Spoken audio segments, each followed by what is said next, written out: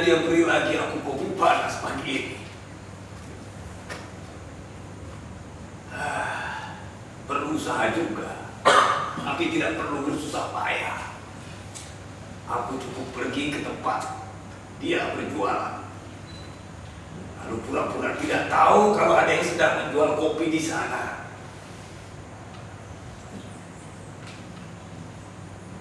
Jika dia menarik gelasku, aku akan menahannya sedikit. Sehingga terjadi tarik-menarik antara aku dan dia. Betapa bahagianya ketika melihat cangkir ini terlepas ke tangannya. Lebih bahagia ketika aku menerimanya kembali dengan isi penuh kopi panas.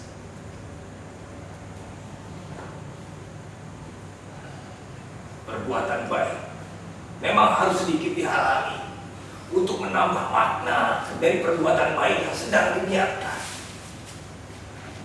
Aku mengatakan ini sebuah perbuatan baik dengan alasan sederhana. Kopi ini sangat nikmat, begitu nikmat, meskipun hanya untuk diminum sebentar saja. Dia sangat berguna bagiku.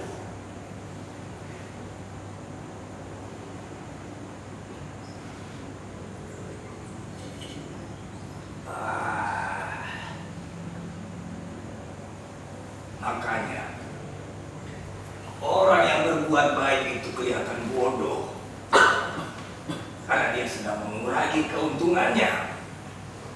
Apalah artinya secangkir kopi, tapi ini akan menjadi keuntungan bagi seorang pedagang kopi macam dia.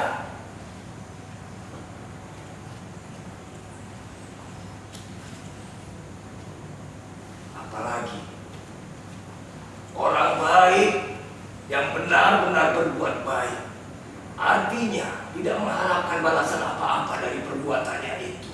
Karena perbuatan baik bukan untuk dibalas. Aku tidak pernah memberi apa-apa kepada pemilik kedai kopi itu. Tapi kenapa dia selalu memberiku kopi tiap pagi?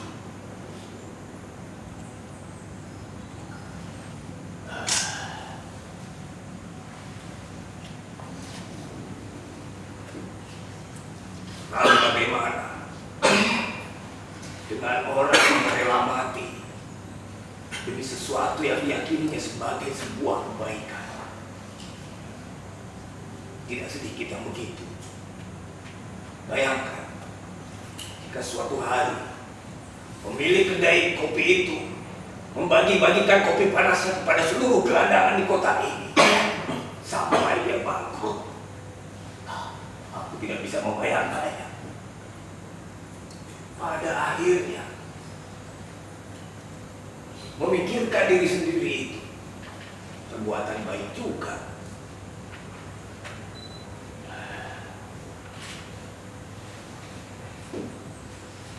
Mami benar-benar sudah pergi. Waktu aku bangun tadi sudah tidak ada dia. Mana Babi?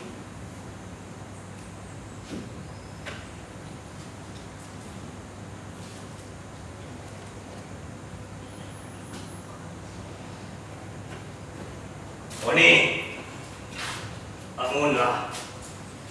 Selagi kopiku belum dingin. Oni, ayo bangun.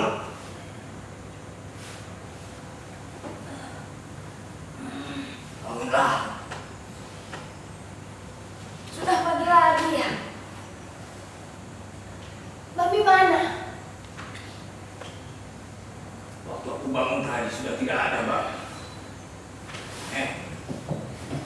Minumlah kopi ini.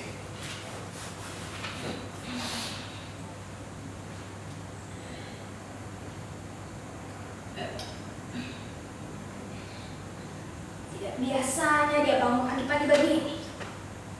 Sekarang dia sudah hilang. Sudah ada yang buang sampah ke sini? Itu sudah ada. Apa sarapan kita pagi ini?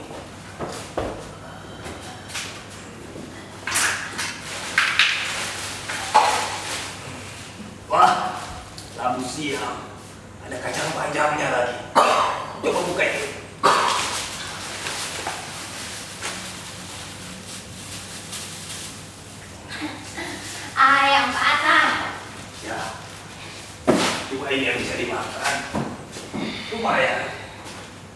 Eh, kau harus banyak sarapan pagi ini.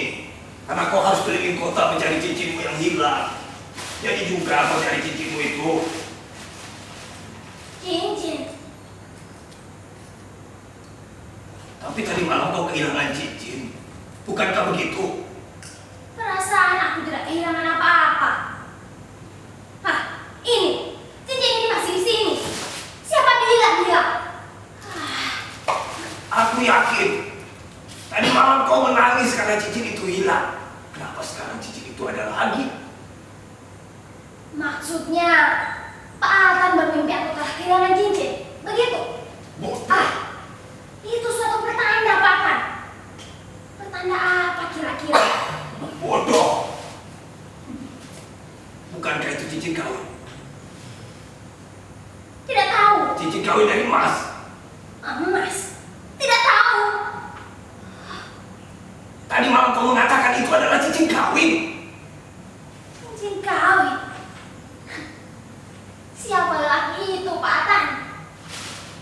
Perempuan siap.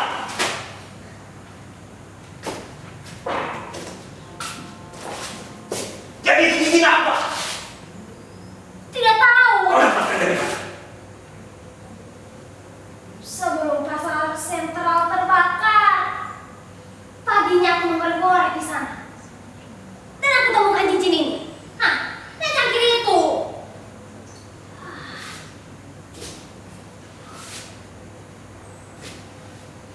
Gila.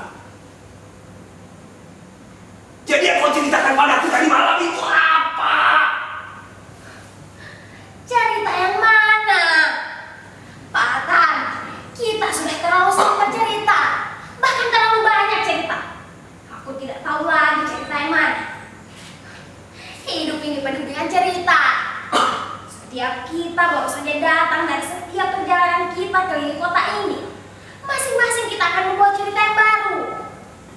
Kita akan bertemu dengan berbagai macam-macam kejadian di sini. Semuanya terjadi sepanjang waktu selama ini. Bahkan mimpi pun akan menjadi cerita yang sangat panjang dan indah.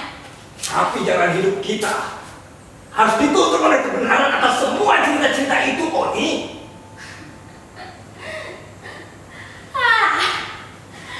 Terlalu banyak kebenaran di dunia ini. Tapi sulit bagi kita mencari mana yang bisa dipercaya.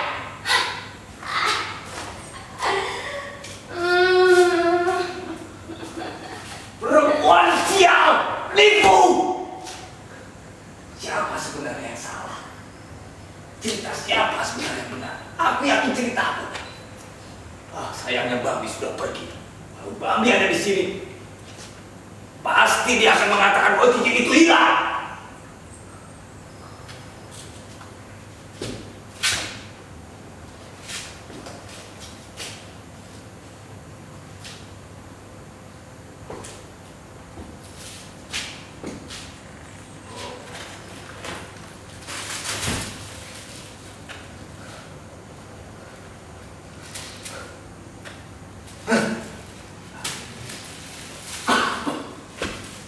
Minggu ini aku belum setor tebak.